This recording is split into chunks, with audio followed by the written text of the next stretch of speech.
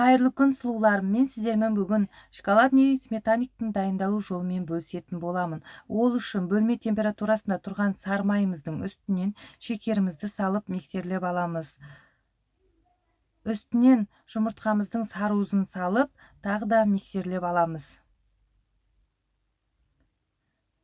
Қаймағымызды салып, әппақ бір келкі болғанша массамызды жақсылап миксерлеп аламыз.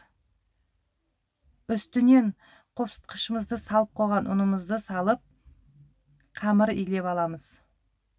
Қамырымызды жарты сағатқа тоңазытқышқа салып қоямыз. Сол аралықта салмасын дайындайтын боламыз. Темный шоколадымыздың үстінен сары майымызды бір ас қасық мьютымызды салып ертіп аламыз. Үстінен қаймағымызды салып, бір келкі болғанша араластырамыз. Бөлек ыдысымызда шекер мен қантымызды алдын ала араластырып дайындап қоямыз. Барлығын қосып, бір келкі масса шыққанша араластырып аламыз.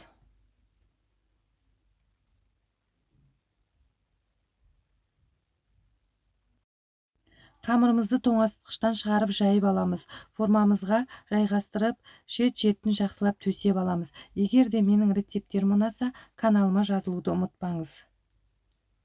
Үстінен салмасын құйып, алдын ала қызып тұрған пешке 170 градуста 35-40 минутта пісіріп аламыз. Менімен бірге жасап көріңіздер, өте дәмді болады.